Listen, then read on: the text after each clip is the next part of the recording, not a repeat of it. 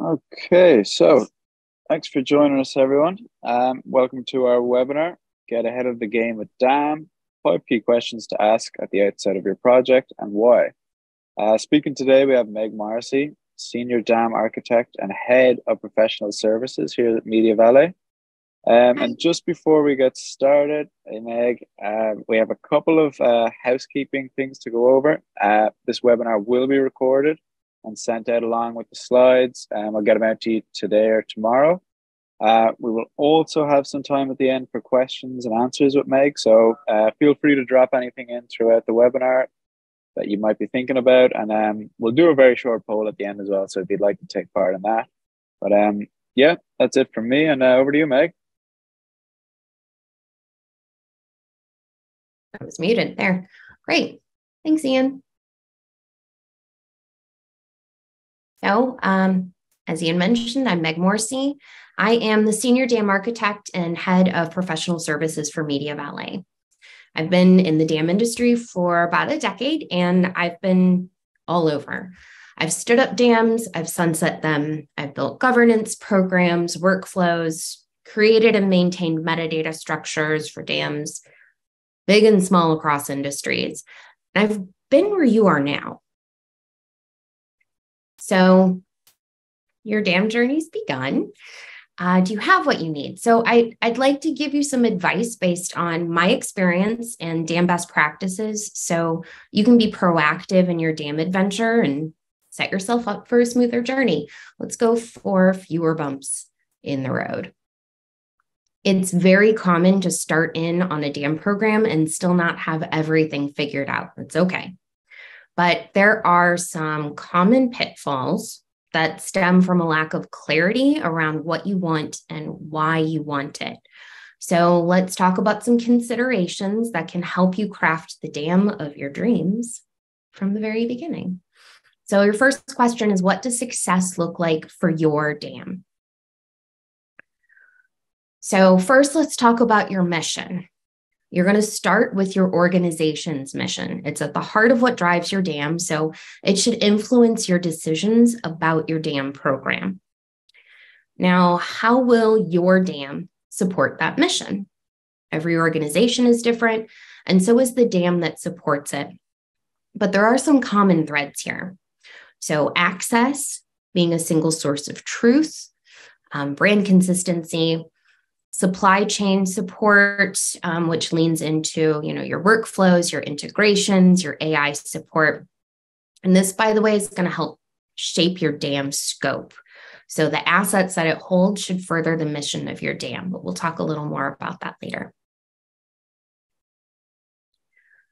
How will you know your DAM is successful? Your DAM's goals are going to impact this. So the KPIs you use are going to depend on what's important to your leadership. I worked with a media and entertainment organization that was launching a new service. They needed to pivot quickly as things came up. Our new workflow shaped days off the time it took to create artwork that consumers would see on the platform. So the number of days between ordering artwork and it being ready for upload to the service was one of their KPIs.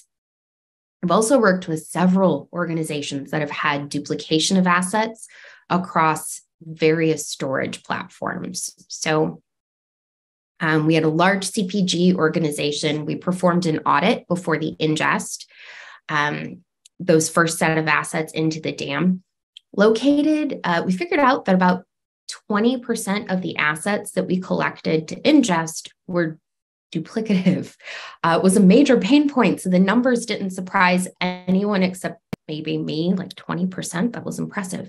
The number of duplicates that they caught over time went down drastically after that initial ingest, but it wasn't completely gone. We were still occasionally, as something would get ingested, it would flag that it was a duplicate of something already in the DAM.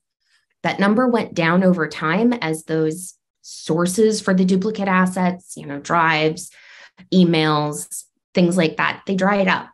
And people were just going to the DAM. So that was another KPI for that organization. A survey of your users can tell you how long it's currently taking them to locate the assets they need, how often they're creating new assets, because they just can't find what they need. So both of those numbers can be good KPIs. More qualitative metrics and additional surveys can be helpful for this. So how your end users rate your current system, do that first. Then have them rate the dam a couple of months in and see if their level of satisfaction went up. And I assume it will, because you're looking for a dam for a reason. So find what speaks to the story of your dam. Why are you here? What are you trying to address? Pull your numbers from that.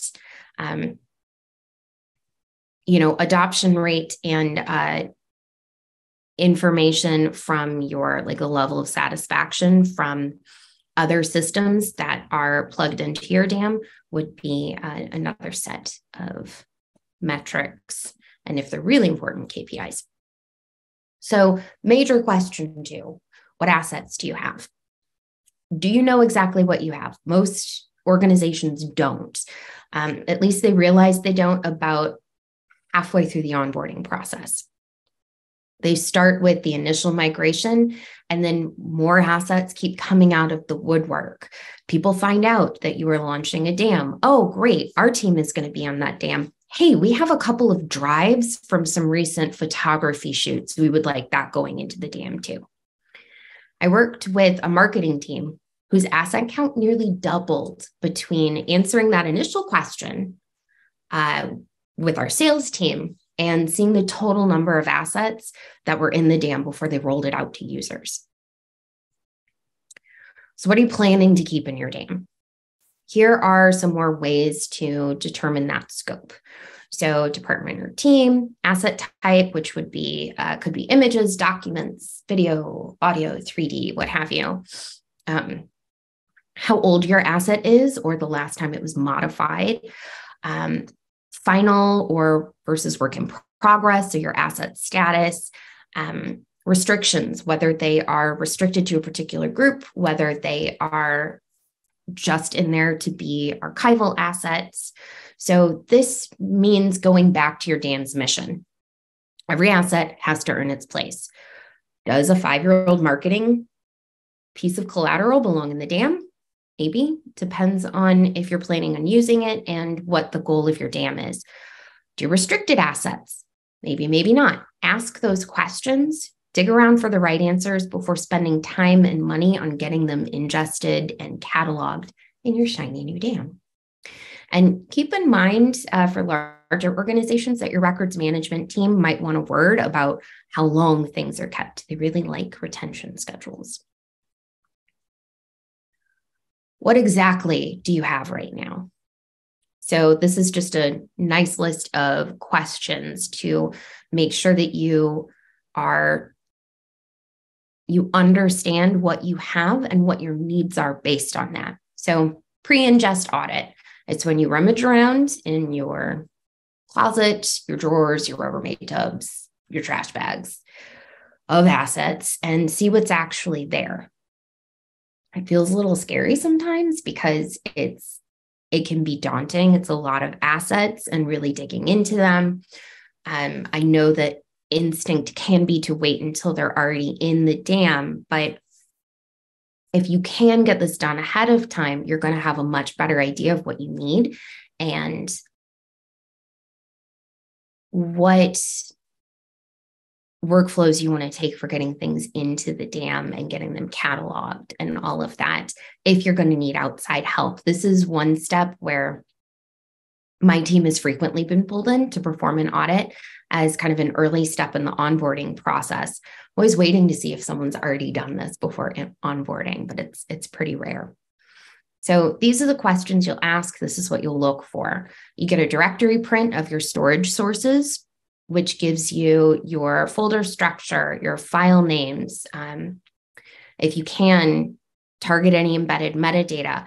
Grab checksums if you can. Then you can easily identify those duplicate assets and flag them for more decision-making later, because you'll want to see if they're in different folders, if the metadata is different, why they're there.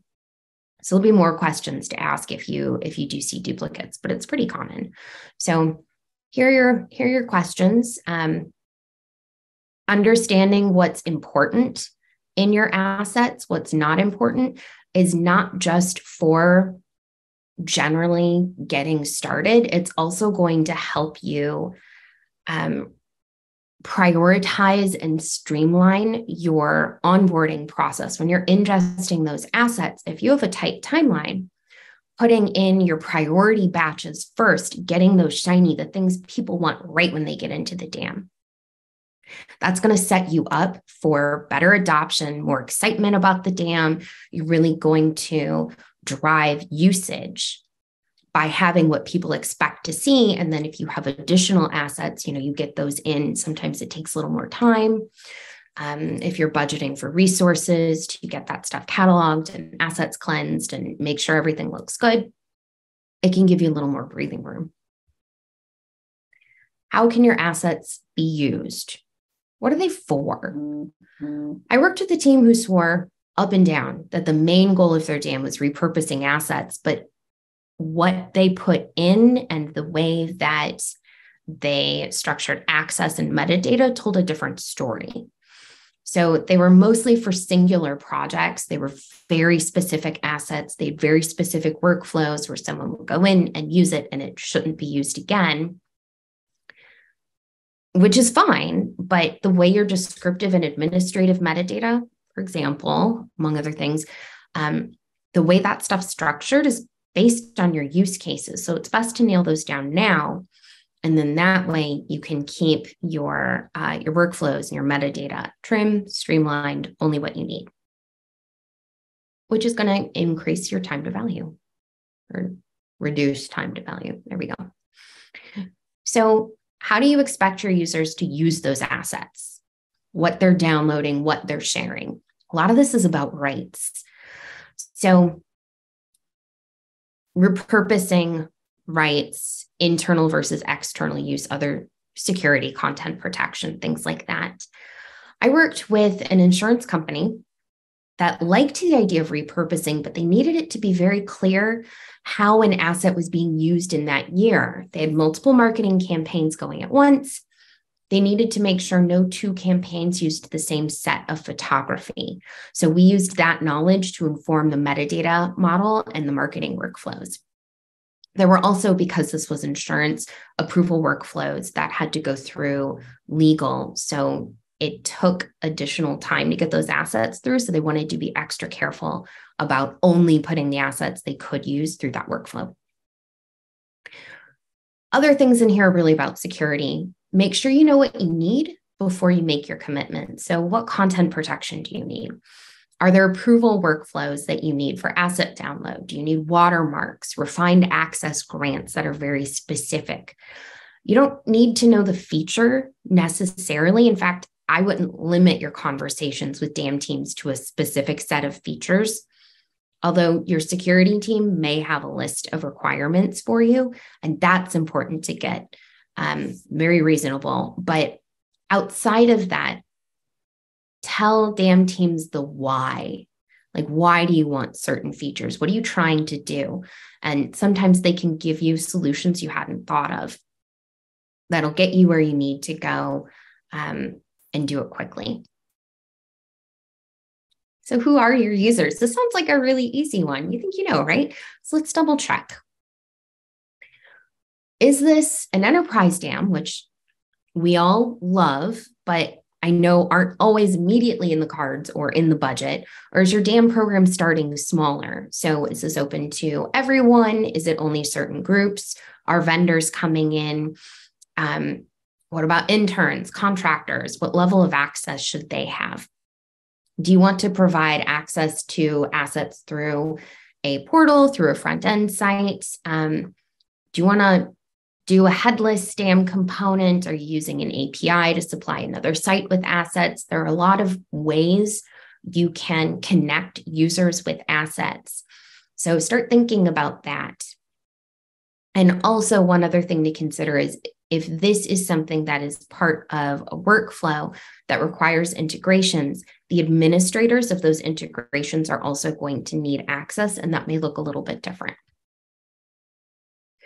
So what types of users do you have? You're typically going to see your three big buckets of users, and it's important to understand what roles they play and why they're in the dam. So your casual users, they come in on occasion, they pull an asset. A lot of times they want to browse. Your power users have a specific item they want. Maybe they're going in regularly to get this type of thing. They want to drill down quickly and locate it. They know all the ins and outs of how to do that. They're in the dam frequently. And then you have your administrators. They're going to manage either a part or the whole dam. They need access grants that other users do not, and they're in the dam very frequently. And those needs, by the way, are very different. So getting all of them is going to require sometimes a little fancy footwork. So what do your users expect and need? You build this shiny new dam, you socialize it, you open up the gates. Why are users wandering into your dam? So here's some popular reasons. They're browsing, they need artwork for a deck or video or presentation. They've heard there's a dam, they want to take a look. They want to repurpose. There's a manual workflow. They're depositing assets or they're retrieving them. A lot of times this has to do with vendor management. Project collaboration. They're working with a team to do something with your assets, to publish them, adjust them in the dam.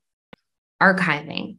They are ingesting assets to store or are the manager of a collection of stored assets that are not actively in use.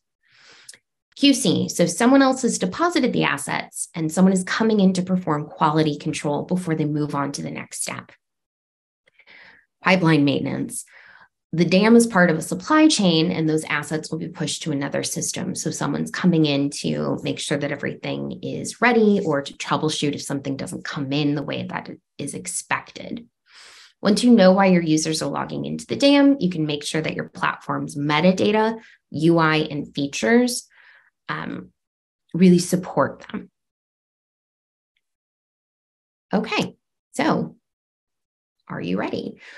Our professional services team, we help clients get ahead of the game with our pre-onboarding analysis. We do upgraded onboarding packages, and then we do bespoke projects if you need help once you're there and everything's set up. Our dam advisors are always happy to hop on a call for consultation about, a tricky workflow or accommodating an unusual use case. We like to help. So sometimes a lot of this seems like too much, and it's always great to get industry experts in and to help you out. And that's it for me. So now we're going to do Q&A. Ian, let me know if you have any questions to send over. And I will just read them and then go through. Perfect. Will do, Meg. Thanks. All right. So our first question is, what stakeholders can answer all of the questions you asked? So leadership can help you define all of the high-level things, your overall strategy, that direction that you're going. They can give you budget, which can help influence these questions and help give you priorities that you're working towards. Make sure you're talking to at least one subject matter expert from every major user group and product owners for the systems that need to integrate with your dam. They're also going to have insight that you'll need as you're going through this.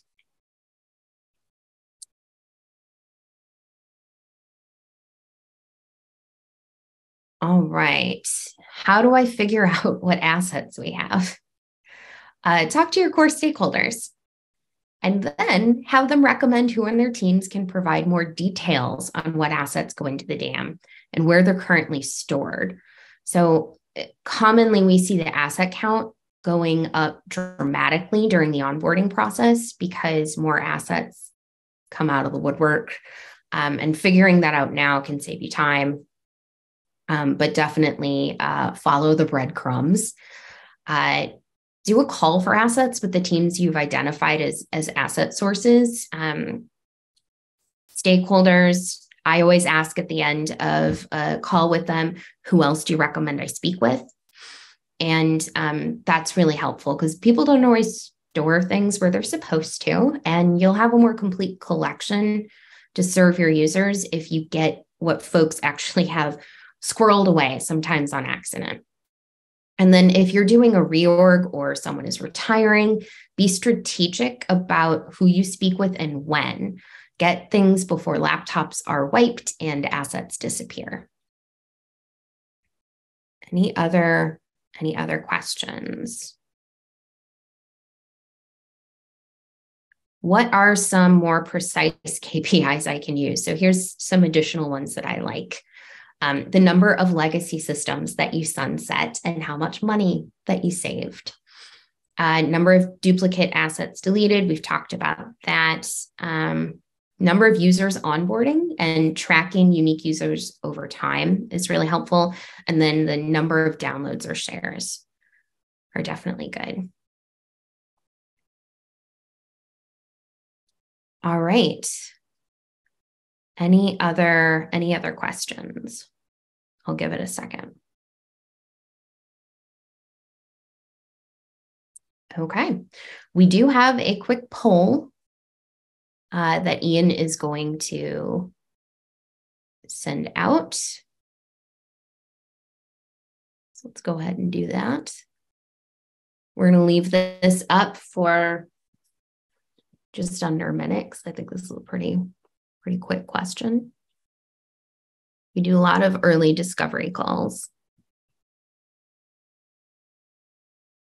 Hope folks get on the right track. All right, great. If no one else has any other questions right now, you can always reach me, meg.morrissey@mediavalet.com or through LinkedIn. If anything else comes up and you want to talk more, you can also reach out to your CSM or your sales rep to learn more about professional services, what we offer, and how we can work with you.